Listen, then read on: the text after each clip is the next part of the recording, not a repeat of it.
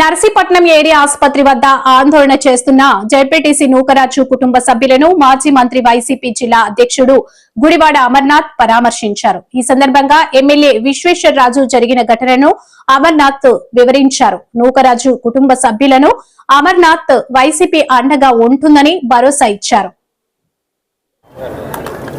ఇప్పుడు ప్రస్తుత అల్లూరి జిల్లాలో కొయ్యూరు జెడ్పీటీసీ నూకరాజు గారిని అత్యంత కిరాతకంగా చంపినటువంటి విషయాన్ని రాష్ట్రం అంతా కూడా చూసింది. అంటే దేనివల్ల ఎందుకు ఏంటి అనేటువంటి విషయాలు పక్కన పెడితే రాష్ట్రంలో లా అండ్ ఆర్డర్ పరిస్థితి ఏంటి అనేటువంటి దానికి ఇది ఒక ఉదాహరణ. రాష్ట్రంలో రమారమి నాకు తెలిసి 550 నుంచి 600 మంది జెడ్పీటీసీలు ఉంటారు. వీళ్ళు దాదాపు 40-50 వేల మందికి రిప్రజెంటేషన్. వీళ్ళు అంటే ఒక ప్రజాప్రతినిధి ఇన్ని వేల మందికి రిప్రజెంట్ చేస్తున్నటువంటి వ్యక్తికి ఈరోజు ఈ పరిస్థితి వస్తే ఇక రాష్ట్రంలో సామాన్యుడి పరిస్థితి ఏంటి అనేటువంటి దానికి రాష్ట్ర ప్రజలందరూ కూడా ఆలోచన చేసుకోవాల్సినటువంటి దానికి ఇది ఒక ఉదాహరణ.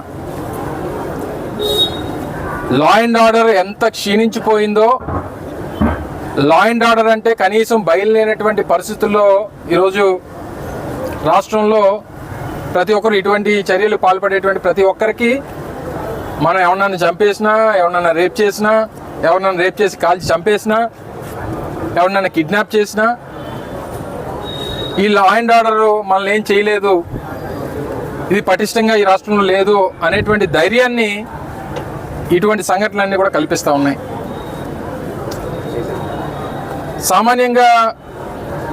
సామాన్యులు గత 15 మాసాలుగా ఈ రాష్ట్రంలో కూటమి ప్రభుత్వం అధికారంలోకి వచ్చిన తర్వాత మన జిల్లాలోనే అనేక ఇన్సిడెంట్స్ చూసాం. 9వ తరగతి విద్యార్థిని రాంబిలి మండలంలో ఆ అమ్మాయిని అత్యంత కిరాతకంగా అత్యాచారం చేసినటువంటి పరిస్థితులు చూసాం. స్వయంగా ఈ శాఖకి ప్రాతినిధ్యం వహిస్తున్నటువంటి మంత్రి గారి ఇలాకాలో అనేక ఇన్సిడెంట్స్ చూసాం. ఉమ్మడి విశాఖపట్నం జిల్లాలో అనేక ఇన్సిడెంట్స్, రాష్ట్ర వ్యాప్తంగా నడి రోడ్డు మీద నరికి చంపినటువంటి ఇన్సిడెంట్స్, ఎన్ని మర్డర్లు అయ్యాయో, ఎన్ని అత్యాచారాలు అయ్యాయో, ఎన్ని కిడ్నాప్లు అయ్యాయో, ఎన్ని రకాలుగా లా అండ్ ఆర్డర్ని కనీసం పట్టించుకోలేనటువంటి పరిస్థితులు ఈ రాష్ట్రంలో ఉన్నాయనేటువంటిది గడిచినటువంటి సంవత్సరాల కాలంగా చూస్తూ ఉన్నాం. ఈరోజు ఆ కుటుంబ సభ్యులందరూ కూడా రోధిస్తూ ఉన్నారు. భార్య, పిల్లలు, మనవలు అందరూ కూడా. సీనియర్ నాయకుడు, మూడోసారి జెడ్పీటీసీ, గతంలో వైస్ చైర్మన్ గా చేసినటువంటి అనుభవం, సీనియర్ నాయకుడిగా గౌరవం ఉంది.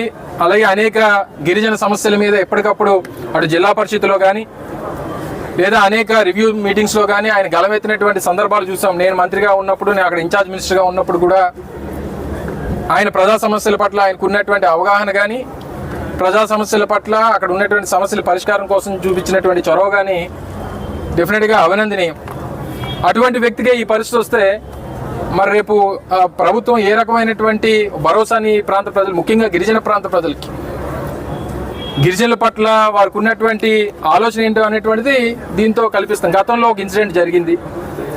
అనేక మార్లు నేనే స్వయంగా స్థానిక ఆర్డీఓలతోని, స్థానిక కలెక్టర్తోని, ఎస్పీ గారితోని అనేక సందర్భాల్లో నేను స్వయంగా మాట్లాడాను. సరే, మిగిలినటువంటి నాయకులందరూ కూడా పాపం వారి చొరవ చూపించారు, వారి ప్రయత్నం వారు చేశారు.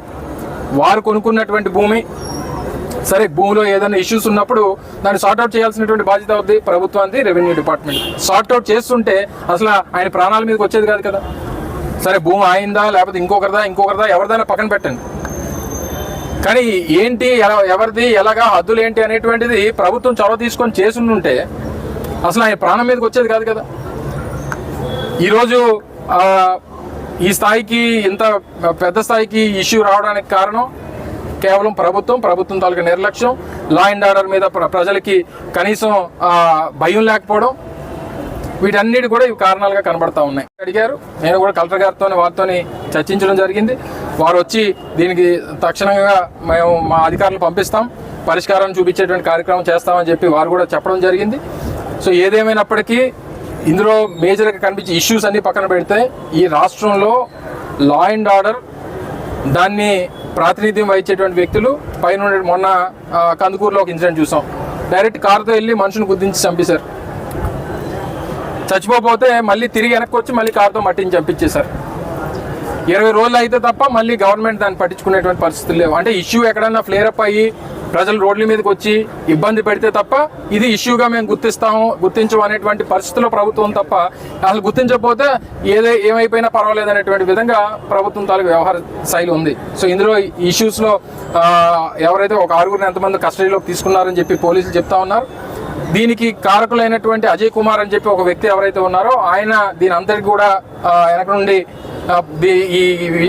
ఈ కార్యక్రమం చేయడానికి చంపినటువంటి వారు ఎవరైతే ఉన్నారో వారికి వెనక నుండి ప్రోత్సహించింది ఆ వ్యక్తి అనేటువంటిది కుటుంబ సభ్యులు చెప్తా ఉన్నారు. ఆయన మీద కూడా యాక్షన్ తీసుకోవాలి. సో ఇవన్నీ కూడా ఎవరు ఏంటి అనేటువంటిది ఇంట్లో పూర్తి స్థాయి విచారణ కింద నుంచి పై వరకు ఎవరెవరు ఇందులో ఇన్వాల్వ్మెంట్ ఉన్నారో, దీనికి బ్యాక్గ్రౌండ్ ఏంటి, సపోర్ట్ ఏంటి, ఎవరు చేశారు, ఎలా చేశారు, ఎందుకు చేశారు, ఇవన్నిటి కూడా పూర్తి స్థాయి విచారణ ఆ కుటుంబ సభ్యులకి ప్రజలకి నమ్మకం కల్పించేటువంటి విధంగా ఈ ప్రభుత్వం కానీ ముఖ్యంగా పోలీస్ డిపార్ట్మెంట్ కానీ యాక్ట్ చేయాలని చెప్పి మేము డిమాండ్ చేస్తూ ఉన్నాం. ఆ కుటుంబ పక్షాన మా పార్టీ నాయకుడు, మా పార్టీ సీనియర్ నాయకుడు, గిరిజన ప్రాంతాల్లో అనేక సందర్భాల్లో అనేక విధాలుగా సర్వీస్ చేసినటువంటి వ్యక్తి, మరి అటువంటి గొప్ప నాయకుడిని కోల్పోవడం మా పార్టీ కూడా దురదృష్టం. జగన్మోహన్ రెడ్డి గారు ఒకటొకటిన మమ్మల్ని అందరినీ కూడా లీడర్షిప్ అంతటిని కూడా వెళ్ళి ఆ కుటుంబానికి ధైర్యం చెప్పి రమ్మని చెప్పి వారు పంపించడం జరిగింది. శాసనమండలి ప్రతిపక్ష నాయకులు సత్యబాబు గారు కానీ, రీజనల్ కోఆర్డినేటర్ కన్నబాబు గారు కానీ వారు కూడా తర్వాత వారి కుటుంబ సభ్యుల్ని పరామర్శిస్తారని చెప్పారు. మాకు నోకరాజు గారి ఆత్మకి శాంతి చేకూరాలని ఆ కుటుంబానికి ప్రగాఢమైనటువంటి సానుభూతిని తెలియజేస్తాం.